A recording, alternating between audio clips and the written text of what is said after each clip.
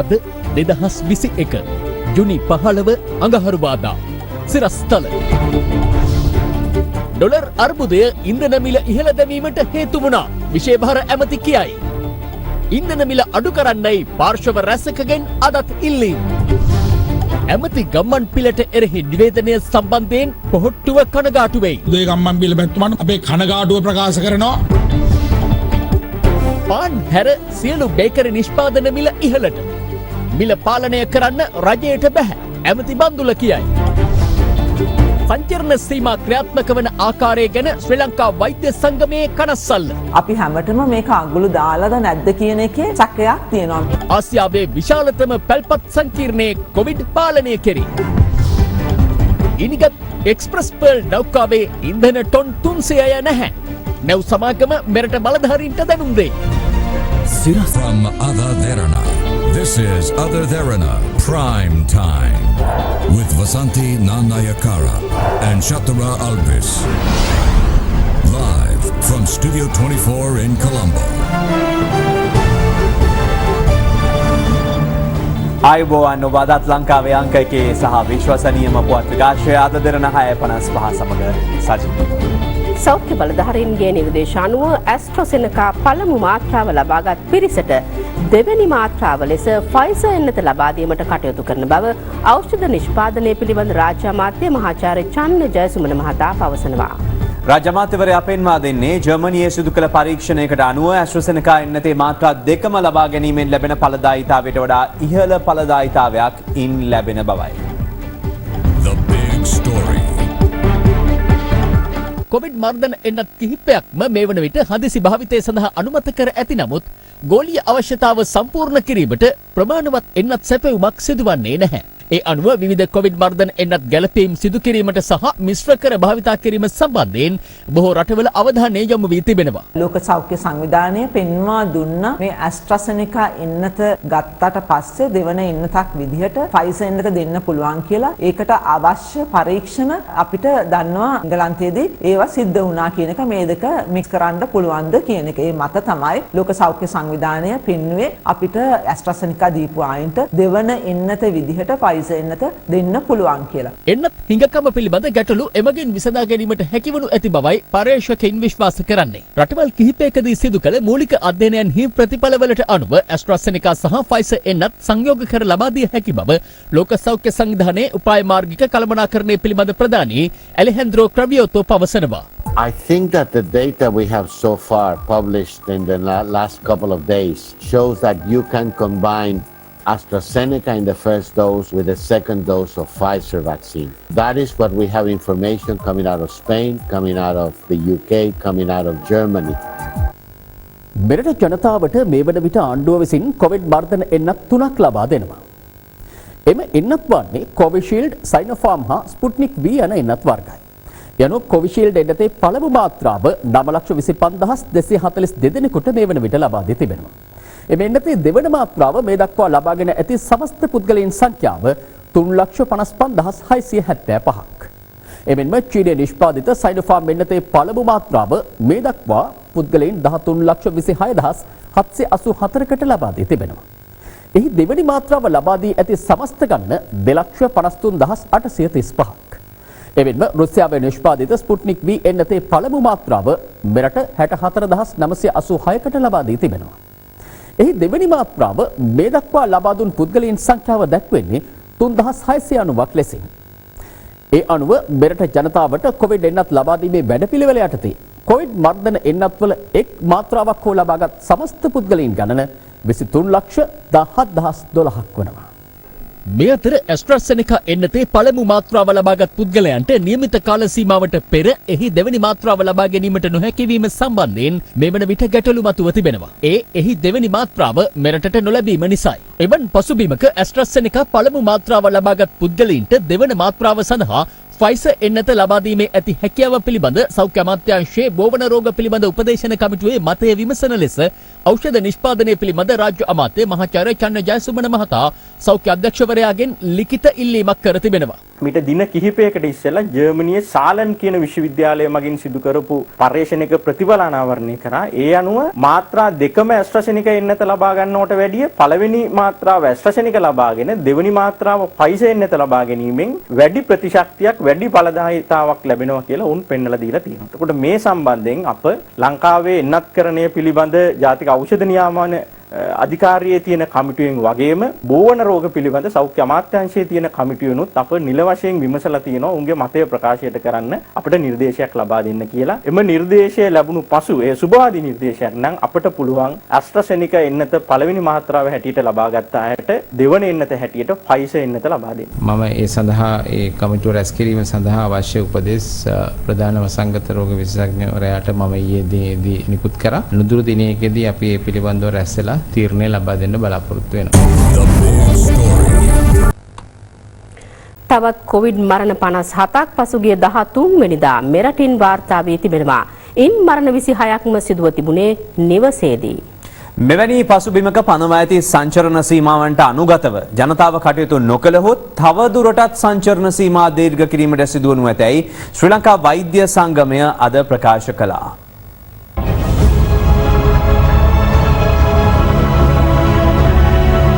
ජුනි 13 වෙනිදා මෙරට තුල කොවිඩ් ආසාදිත මරණ 57ක් සිදුව ඇතැයි සෞඛ්‍ය සේවා අධ්‍යක්ෂ ජෙනරාල්වරයා ඊයේ රාත්‍රියේ නිවේදනය කළා. ඒ අතරට කාන්තාවන් 25ක් සහ පිරිමි පුද්ගලයන් 32ක් ඇතුළත්. මියගිය 45 දෙනෙකු වයස අවුරුදු 60ට වැඩි පුද්ගලයන් වන අතර 11 දෙනෙකු වයස අවුරුදු 30ත් 59ත් අතර පසු වූ පුද්ගලයන්. එම මරණ 57න් රෝහල් වලදී සිදුවෙච්ච මරණ 29ක් තියෙනවා. ඒ වගේම රෝහලට ගෙනීමේදී මියගිය දෙදෙනෙක් ඉන්නවා. ඊට අමතරව ගෙවල් වලදී මියගිය මරණ 26ක් වාර්තා වුණා. ඊයේ වන විට මියගිය අයගෙන් අපි 605 දෙනෙක් මිහිදන් කරලා තියෙනවා ඔට්ටමාවඩි වල. එම මිහිදන් කරන අයගෙන් මුස්ලිම් මරණ 572කුත්, Hindu භක්තිකයන් 14 දෙනෙකුත්, බෞද්ධයන් 7 දෙනෙකුත්, ක්‍රිස්තියානි භක්තිකයන් 12 දෙනෙකුත් ඊයේ වන විට එම 605ට ඇතුළත් වෙනවා. මේ අතර පස්සර ප්‍රදේශයේ පදිංචිව සිටි නිදන්ගත රෝගවලින් පෙළුණු වයස්ගත පුද්ගලයෙක් කොවිඩ් ආසාදිතව අද මිය ගියා. පස්සර මහජන සෞඛ්‍ය පරීක්ෂකවරයා පැවසුවේ ඇගේ දියණියද මීට සති 2කට පමණ පෙර කොවිඩ් ආසාදිතව මිය ගිය බවයි. එමෙන්ම මෙම දෙදෙනාගේ ඥාතියෙක් වන පස්සර ප්‍රදේශයේම පදිංචි තවත් 52 වැනි පුද්ගලයෙක්ද මීට දින 3කට පෙර මිය ගොස් තිබුණා. ඒ අනුව මේ වන විට මෙරටින් වාර්තා වන සමස්ත කොවිඩ් මරණ සංඛ්‍යාව 2260ක් දක්වා ඉහළ ගොස් තිබෙනවා. රෝගීන් පුංචි අඩුවීමක් දැක්කට මරණ අඩු වෙන්න තව සති 2-3ක් විතර යනවා. මොකද රෝගය හැදිලා සාමාන්‍යයෙන් මරණ සිද්ධ වෙන්නේ සති 2-3 විතර ගියාම. මේ අතර ඊයේත් මෙරටින් කොවිඩ් ආසාදිතයන් 2284 දෙනෙකු හඳුනා ගැනුණා. ඉන් වැඩිම පිරිසක් වාර්තා වුණේ ගම්පහ දිස්ත්‍රික්කයෙන්.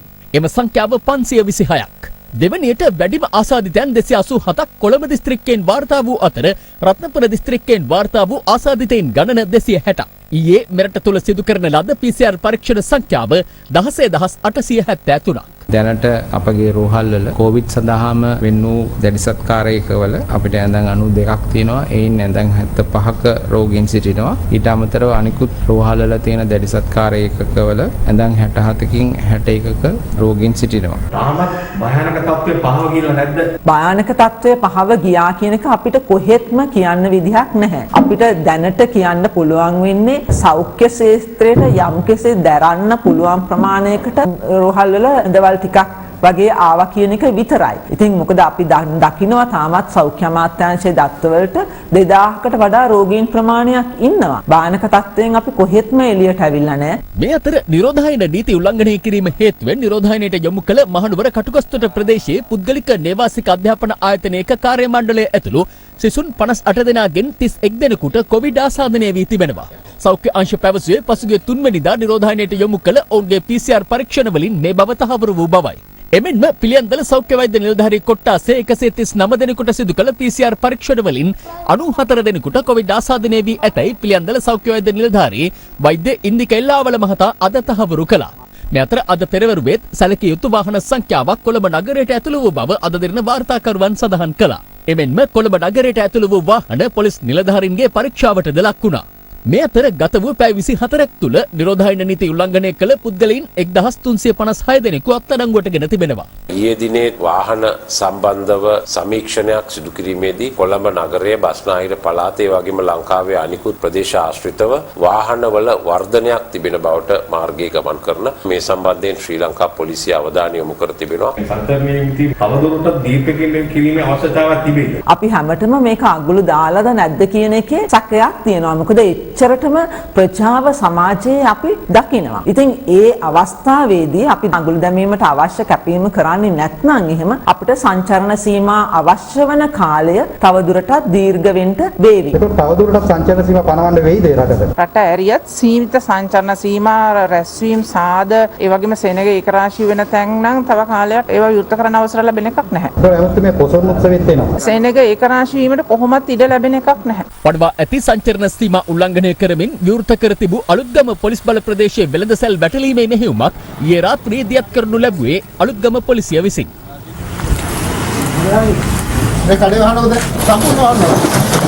අයි කඩේ අරලා දෙන්නේ. දැන් ස්වයං විනයක් නැති එක තමයි වෙලා තියෙන්නේ. මේ අවස්ථාවට අපි දැඩි අවවාද කරනවා. ඊට පස්සේ මේ දේ කරොත් දැඩිව නීතිය ක්‍රියාත්මක කරනවා. මේ අතර පයාගල ප්‍රදේශයේ නිවසක් තුළ පවත්වාගෙන ගිය නීති විරෝධී මත්පැන් නිෂ්පාදනාගාරයක් වැටලීමට පයාගල පොලිසිය ඊයේ පියවර ගත්තා. එහිදී අදාළ නිවස තුළ මත්පැන් පෙරීමට යොදා ගන්නා උපකරණ සහ ගෝඩා මිලිලීටර 3,58,000ක් සොයා ගැනීමට විමර්ශන නිලධාරීන්ට හැකි වුණා. අප වාර්තාකරු පැවසුවේ අත්අඩංගුවටපත් 38 හැවිරිදි සැකකරු සහ නිවසේ සෙසු පුද්ගලයින් දැනට මාසයකට පෙර නිරෝධායනය කිරීම සඳහා අලවන ලද දැන්වීම් වැටලීම සිදුවන විටත් තිබූ බවයි. මේ අතර සංචරණ සීමා පවතින කාලය තුලදී ඔන්ලයින් ක්‍රමයට මත්පැන් අලෙවි කිරීම සඳහා සුරබදු දෙපාර්තමේන්තුවට ලැබී ඇති ඉල්ලීම් මුදල් අමාත්‍යාංශයට ඉදිරිපත් වී තිබෙනවා. එම නිර්දේශ සලකා බැලීමෙන් අනතුරුව හෙට දිනේ මුදල් අමාත්‍යාංශයේ තීරණය ලබා දීමට නියමිතව පවතිනවා.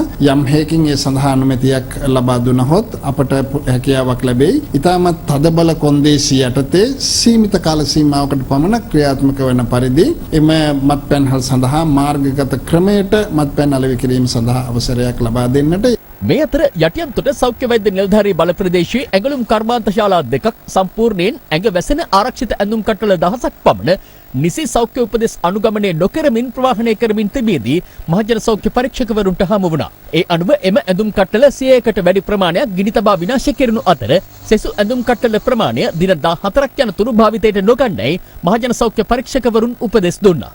එමෙන්ම අදාළ ඇඳුම් කට්ටල නිර්මාණය කළ ආයතන වෙත ගොස් එහි සිටි පිරිස් දින 14ක කාලයක් සඳහා නිරෝධායනයට යොමු කෙරුණා. මේ අතර කරවනැල්ල මූලික රෝහලේ සහ කිතුල්ගල ප්‍රාදේශීය රෝහලේ සායනික ප්‍රතිකාර ලබන රෝගීන්ගේ ඖෂධ තැපැල් නිලධාරීන් හරහා නිවසටම ගොස් බාර දීමේ වැඩසටහන අද ආරම්භ වුණා. අද තවත් කොවිඩ් ආසාදිතයන් 1843 දෙනෙකු අලුතින් හඳුනාගත් බව යුද හමුදාපති ජෙනරාල් ශවේන්ද්‍ර සිල්වා මහතා සඳහන් කළා.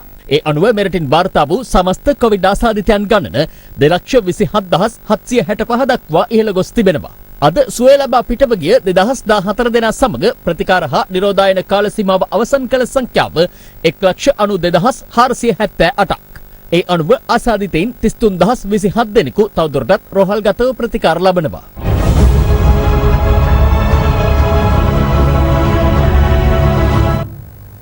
ඉන්ධන මිල ඉහළ යාම හේතුවෙන් බලපෑමට ලක්වන පාර්ශවයන්ට සහන සැලසීම පිළිබඳව කැබිනට් මණ්ඩලයේ අවධානය යොමු වූ බව කැබිනට් ප්‍රකාශක අමාත්‍ය කෙහෙලිය රඹුක්වැල්ල මහතා පවසනවා. කෙසේ වෙතත් අදත් පාර්ශව කිහිපයක්ම රජයෙන් ඉල්ලා සිටියේ ඉන්ධන මිල අඩු කිරීම පිළිබඳව නැවතත් සලකා බලන ලෙසයි. ජුනි 11 වෙනිදා මධ්‍යම රාත්‍රියේ සිට ක්‍රියාත්මක වන පරිදි ඉන්ධන මිල ගණන් ඉහළ දැමීමට රජයගත් තීරණයට විරෝධය පළ කරමින් අදත් ධීවරයන් පිරිසක් අම්බලන්ගොඩදී විරෝධතාවක නිරත වුණා.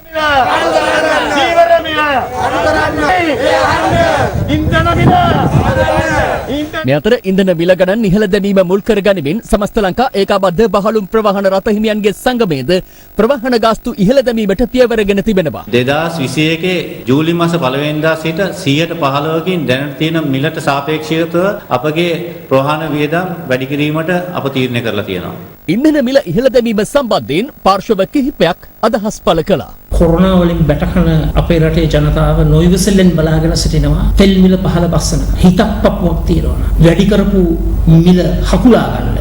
මේ ඇත්තන්නේ ගම් පොජ්ජවල වල විදුලියෙන් එලි පොජ්ජ මන්දු කරගන්න රුකුල් පොජ්ජවල නෙවෙයි තිබෙන්නේ. ලාම්පු පොජ්ජයි මන්දු කරගෙන රඳන රුකුල් පොජ්ජවල තිබෙන්නේ. ඇමති හූරා එකමක් කතා දමනවා, තව එකමක් කතා දමනවා. ගම් පොජ්ජවල වල රඳන මිනික් ගජ්ජු වැඩි තැන මන්දු කරගත්තා වාගේ කතා පොජ්ජක් තමයි මේතනේ මං ගච්ඡන්නේ. කතා පොජ්ජක් තිබෙනවා ඉච්චර කාලෙමෙච්ච රුකම් පොජ්ජෙන් බීම් පොජ්ජට පට ඇරිච්ච එක මට ගොම්මඤ්ඤා ඇනුම් පොජ්ජ මන්දු කරුවා කියන කතා පොජ්ජක්. අන්න ඒ වාගේ තමයි කොරෝනා වසංගතයෙන් එම්බත්තන මන්දු වෙලා ඉඳන මිනික් ගජ්ජුන් මේතන මාම කැච්චක් අමාරුද. කිසි ආණ්ඩුවක් කැමැත්තකින් බඩු මිලවත් තෙල් මිලවත් වැඩි කරන්න අපි මැදිහත් වෙන්නේ නැහැ. මම දැන් ඉදිරි කාල සීමාව තුළ ජනාධිපතිතුමාට අගමැතිතුමාට කැබිනට් මණ්ඩලයට පුළුවන් තව දිරටත් සාකච්ඡා කරලා ඊළඟට ගත යුතු ක්‍රියාමාර්ග පිළිබඳව යන්න. මොකද තාවකාලික මිල වැඩි කිරීමක් ඒ පසු කාලීනව ලෝකයේ තෙල් මිල උච්චාවතනයක් දැක්ක තීන්දුව తీරන ගන්න පුළුවන්. ඇත්ත කතාව තමයි ආණ්ඩුවට තෙල් ගේන්න සල්ලි නැහැ. මහ විශාල අර්බුදයකට රට ගමන් කරමින් තියෙනවා. ඊට වඩා හොඳ තැනක හිටියා නම් හොඳයි කියලා හිතනවා. ඒක හොඳයි.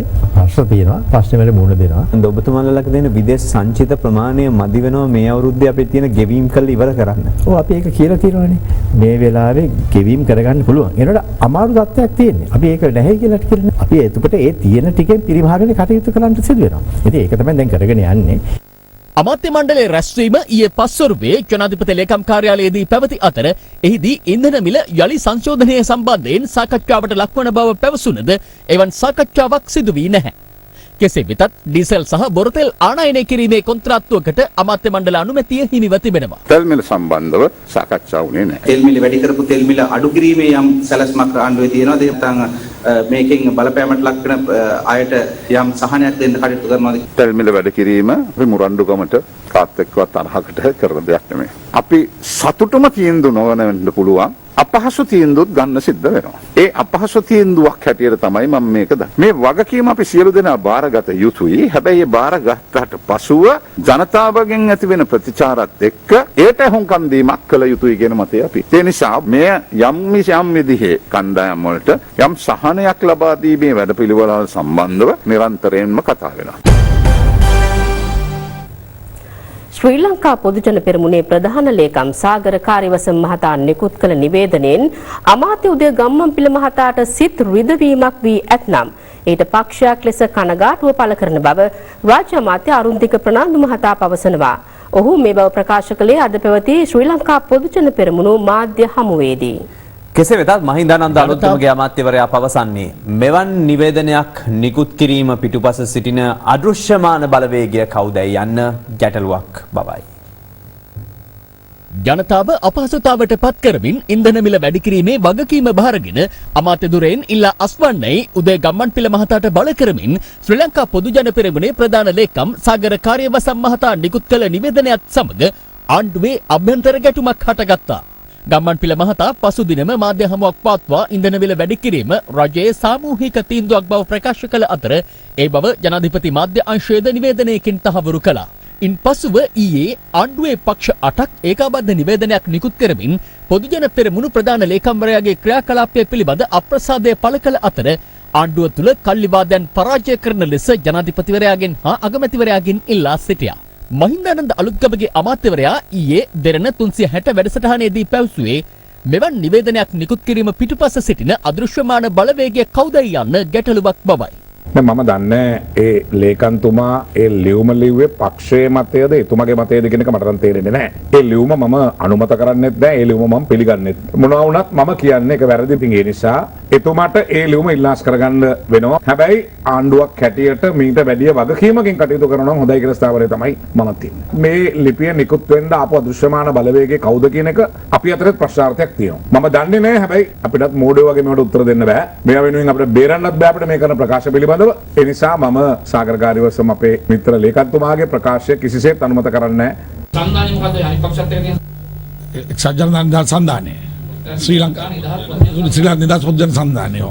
ඒකේ ලේකම්වරයා නේද සාගර කාර්යවසම් මහත්තයා මොකද? ශ්‍රී ලංකා පොදුජන පෙරමුණේ ලේකම්තුමා. සාගර කාර්යවසම් මහත්තයා මෝඩයෙක්. සාගර කාර්යවසම් මහත්තයා මම කිව්වේ ඒකයි එතුමා පෞද්ගලික හේතුවකට නෙමෙයි මේ අරින්නේ. එතුමාගේ පෞද්ගලික දෙයක් නෙමෙයි මේක. දැන් මේ ඇත්විලා තියෙන තත්ත්වයේ උඩ තමයි එතුමා මේ ලිපිය අරින්නේ. පක්ෂයේ ලේකම්වරයා හැටියට අරිනවා. එතුමා ඒ වගේ දැඩි ස්ථාවරයක ඉඳලා ලියුමක් අරින්න හේතුව තමයි මේ ජනතාවට සංවේදී පක්ෂයක් නිසා. ඉතින් ඒක නිසා ඒකෙන් කියන්නේ නෑ සහෝදර උදේ ගම්මන්පිල මැතිතුමාට මම මේ වෙලාවේදී කියනවා පක්ෂයක් හැටියට අපි යම් කිසි විදිහක අපේ කනගාටුව ප්‍රකාශ කරනවා. එතුමාට යම් කිසි සිත් රිදවීමක් වෙලා තියෙනවා නම් අපි හිතන්නේ මේක මේ වගේ ඕනෑම අවස්ථාවක රජයක් තුළ පක්ෂයක් තුළ ආණ්ඩුවක් තුළ විවිධ මත ඇති වෙනවා, විවිධ මත කතා කරනවා. උද්ගත වූ මෙම මත ගැටුම ගැන රජයේ කැබිනට් ප්‍රකාශකවරයා පළ කළේ මෙවන් අදහසක්. මේ අභ්‍යන්තර ප්‍රජාතන්ත්‍රවාදය අපේ පක්ෂය විතර කොහෙවත් නැහැ. ඒක හොඳ ලක්ෂණයක්. මොකද මම හිතනවා ප්‍රබලම පක්ෂයක් මේ රටේ අවසානයේ බිඳුවටම වැටෙන්න හේතු වුණේ අභ්‍යන්තර ප්‍රජාතන්ත්‍රවාදය නැති නිසා. ඒ සම්බිසි අවස්ථාවකදී එහෙම සීමාවන් පනිනවා නම් ඒ සම්බන්ධව අපි පක්ෂයක් හැටියට එකතු වෙලා කතා කරනවා මිසක් පාරට ඇවිල්ලා ඒ දේශ කතා කරන්න සූදානම් නැහැ. පක්ෂ 11ක් සම්බන්ධ වෙලා කටයුතු කරනකොට අපයාගේ හිතමනාපකම් වෙන ආකාරයට මේ කළමනාකරණය කිරීම අභ්‍යන්තරයේ වැඩසටහනක්. ඉන්ධන මිල ගණන් ඉහළ දැමීමට හේතුව ලෝක වෙළඳ පොළෙහි ඉන්ධන මිල ඉහළ යාම නොව මෙරට විදේශ විනිමය හිඟය බව බලශක්ති අමාත්‍ය උදේ ගම්මන්පිල මහතා පවසනවා. අමාත්‍යවරයාද කොළඹ DC අමාත්‍යාංශයේ පැවති විශේෂ මාධ්‍ය හමුවට එක්වමින් මේ බව සඳහන් කළා. ලංසා අමාත්‍යවරයා ප්‍රකාශ කළා විතරයි රාජවංශ අමාත්‍යවරයාගේ නම් ප්‍රකාශ කළා කියන එතුමා කියනවා මේක වෙන්නේ නැහැ කියන කාරණාව. මේ තීන්දුව ගත්ත අමාත්‍ය අනුකාරක සභාව එකකවත් බැසිල් රාජපක්ෂ මැතිතුමා සමාජිකයෙක් නොවන නිසා මම එතුමාගේ මේ ගැන අහන්න ගියේ නෑ. මම ජනාධිපතිතුමාගෙන් ඇහුවා, අගමැතිතුමාගෙන් ඇහුවා, ජීවන වියදම් අනුකාරක සභාවෙන් ඇහුවා. හැබැයි සාගර කාර්යවස මහත්තයාගෙන් උත් අහන්න ඕනි කියලා මම કોઈ නීති පොතේ කොතනක හරි තියෙනවා කියලා දැක්කනම් මම එතුමාගෙන් උත් අහලම තමයි මිල වැඩි කිරීම සම්බන්ධ නිවේදනයේ රට කියන්නේ. මම මට මැන ගහ ගන්න ඕන තමයි ප්‍රශ්නේ මගෙන් අහන්න ඕනේ. එන ගහන කට්ටියෙන් අහන්න ඕනේ. ඇයි දෙයියනේ රටේ ජනාධිපති මේක කළේ මගේ ප්‍රධානත්වයෙන් කමිටුවක කළේ මමයි කියලා. ලිඛිතව ප්‍රකාශයක් කළා පිළිගත් මටම ගහනවා කියන්නේ මොකද තේරුම් ගන්න. කොටියා පැමිණ වත්තේ ඉන්න හරක් පැටියා මරාගෙන කෑවම කොටියට පහර දෙනවා වෙනුවට කරන්නේ gedara තියෙන කොටි හැමට තඩිවානේ. මේ ගහන්නේ මට නෙවෙයි. ජනාධිපතිතුමාට අගමැතිතුමාට. මම ආණ්ඩුව රකින්න කටයුතු කිරීම ආණ්ඩුවේ ඇතුළට ප්‍රශ්නයක් නම් ඒ කියන්නේ ආණ්ඩුවේ සතුරන් ඉන්නේ ආණ්ඩුවෙන් පිට නෙවෙයි ආණ්ඩුවේ ඇතුළෙමයි. ඉංග්‍රීසි චිත්‍රපටයක් ආවා The Enemy Within කියලා. සිංහල තේරුම වෙන්නේ අභ්‍යන්තර සතුරා. මාස 4ක් පුරාවට තාම ගැඹුරින් සාකච්ඡා කරලා අවබෝධයෙන් ගත්ත තීන්දුවක් මිස ආවට ගියාට හදිසියේ ගත්ත තීන්දුවක් නෙවෙයි. මේ මොහොත අපි කරන්න ඕනේ අපේ සීමිත විදේශ සංචිත ටික ඉතුරු කරගන්න නම් තෙල් ටික පුළුවන් තරම් අර පිරිමැස්මින් පාවිච්චි කිරීම. මේකෙන් කියන්නේ කර්මාන්ත ශාලා වාහන. බස් දුවන්න එපා කියන එක නෙවෙයි, ලොරි දුවන්න එපා කියන එක නෙවෙයි. පෞද්ගලික වාහන හැකිපමණ සමහරට ගමන් වාර දෙකක් යන එක එකෙන් කරගන්න පුළුවන්ද? මේ පෙළඹවීම කරන්න. කොටි ත්‍රස්තවාදයටත් වඩා භයානක ආර්ථික අභියෝගයක් ඉදිරිය අපි ඉන්නේ. ඒක අපි කියන්නේ නැතුව ජනතාවෙන් හංගනවා නම් අපි කරන්නේ වැරද්දක්. නෑ කිසි ප්‍රශ්නයක් නෑ අපිට සල්ලි තියෙනවා වැඩේ කරන්න පුළුවන් බය වෙන්න එපා කියලා ජනතාව අන්දනව වෙනුවට මං කැමති ඇත්ත කතා කරන්න. ඇත්ත තිත්තයි ඒත් ඇත්ත. ඔබට මේ මිලට විදුලිය ලබා දෙන්න පුළුවන් වෙලා තියෙන්නේ තෙල් සංස්ථාව රුපියල් 111ක් වෙච්ච ඩීසල් ලීටරයක් රුපියල් 70ට විදුලි වල මණ්ඩලයට දෙන නිසා. එහෙම නොදුන්නා නම් විදුලි බිලත් ඉහළ ගිහින් තියෙනවා. අපිට මේ වෙන විට රුපියල් කෝටි 8000ක් ණයයි විදුලි බල මණ්ඩලය. මිල සූත්‍රය තිබ්බනම් මේ පත්තරි හොඳයි කියලා කියන්නත් එදා මිල සූත්‍රය අද තිබ්බනම් මේ මිලට වඩා වැඩි මිලක් වෙන බව අනිවාර්යයෙන්ම කියන්න ඕනේ. 2018 දී රුපියල් 171ක් වෙච්ච ඩොලරේ මේ වෙනකොට 200ක් වෙලා තියෙනවා. ඇත්ත කතන්දර. පිට ගබඩා කරලා තියාගන්න නෙවෙයි. අදට ඕනේ තෙල් ටික ගන්නවත් සල්ලි නැහැ. අද ගන්න තෙල් වලට අපි සල්ලි ගෙවන්නේ එක්ක මාස 6කින් නැත්නම් මාස 9කින්. ටැංකි තිබුණත් ගන්න සල්ලි නැහැ. භාණ්ඩාගාරයට සල්ලි නැහැ. වෙන ප්‍රශ්නයක් තියෙනවා. තෙල් ගන්න තියෙන ලොකුම අර්බුදය තමයි ඩොලර් නැතිකම. රුපියල් ගෙවලා ඩොලර් ගන්න වෙළඳ පොලේ විදේශ විනිමය නැහැ. අපේ ප්‍රශ්නේ ලෝක වෙළඳ පොලේ තෙල් මිල ඉහළ යෑම නෙවෙයි. මීට වඩා ලෝක වෙළඳ පොලේ තෙල් මිල ඉහළ ගිහින්. 2008 දී බොර තෙල් බැරලයක මිල ඩොලර් 154ට ගියා. එතකොට ලංකාවට මෙහෙම විදේශ විනිමය ප්‍රශ්නයක් තිබ්බේ නෑ. ඒ කාලේ කොවිඩ් තිබ්බේ නෑනේ. මේ පාන්දර අවදි වුණාම අපි මෛත්‍රී භාවනාව කරනවානේ. සීල සත්‍යෝ නිදුක් වෙත්වා, නිරෝගී වෙත්වා, සුවපත් වෙත්වා කියලා. මෛත්‍රියෙන් නතර වෙන්නේ නෑ. මම ප්‍රාර්ථනා කරනවා බලශක්ති ඇමතිවරයා විදියට විනිමය අනුපාතය පහළ යත්වා, තෙල් මිල අඩු වේවා, අඩු මිලට තෙල් දෙන්න මට හැකි වේවා කියලා. ගිනිගත් එක්ස්ප්‍රස් පර්ල් නෞකාවේ ඉන්ධන මෙවන විට එම ටැංකිවල නොමැති බව නැව් සමාගම විසින් දැනට කරන ලද නිරීක්ෂණයන්ට අනුව ලිඛිතව තමන්ට දැනුම් දී ඇතැයි සමුද්‍රීය පරිසර අධිකාරියේ සභාපතිනි දර්ශනී ලහඳපුර මහත්මිය පවසනවා. එමෙන්ම නෞකාවේ දේශීය ඒජන්ත සමාගමේ නියෝජිතයාගෙන් අද අපරාධ පරීක්ෂණ දෙපාර්තමේන්තුව ප්‍රකාශ සටහන් කරගත් බව පොලිස් මාධ්‍ය ප්‍රකාශක නියෝජ්‍ය පොලිස්පති අජිත් රෝහණ මහතා සඳහන් කළා. මේ අතර නෞකාව අනතුරට ලක්වීම හේතුවෙන් සිය ජීවනෝපාය අහිමි වූ ප්‍රදේශ කිහිපයක දීවරීන්ට රුපියල් 5000 දීමනාව ලබා දීම අද ආරම්භ වුණා. කොළඹ වරායට නුදුරු මුහුදේදී එක්ස්ප්‍රස් පර්ල් නෞකාව ගිනි ගැනීම හේතුවෙන් මෙරට සමුද්‍රීය පරිසර පද්ධතියට දැඩි බලපෑමක් එල්ල වුණා. මේ තත්ත්වයේ මත මාළු ආහාරයට ගැනීම නුසුදුසු බවට පැතිරගේ ප්‍රචාර හේතුවෙන් Taman දුෂ්කරතාවයට පත්ව සිටින බව මාළු වෙළඳුන් පවසනවා. බය නැතුව මාළු කන්න මේ මාළු කාලා මොනාරි වෙනවනම් අපිත් අමුෙන් මාළු කන්න ඕනේ නැහැ. මං කාලා වෙනවා පොඩි මාළු කූරියව. ඔය කැස්බෑව සත්තු ඇවිල්ලා අදෙයියේ මැරුන්නේ නැහැ. සති 3කට මැරිච්ච සත්තු තමයි දැන් ගොඩ ගහන්නේ. මිනිස්සු පය වෙලා ඉන්නේ මේ සතාව කන්න මේ දැකලා. කෙසේ වෙතත් අද දිනේත් මේගේ මුහුදු ජීවීන්ගේ මලසිරුරු රැසක් දිවයිනේ වෙරළ තීර කිහිපයකටම ගොඩගසා තිබෙනු දක්නට ලැබුණා.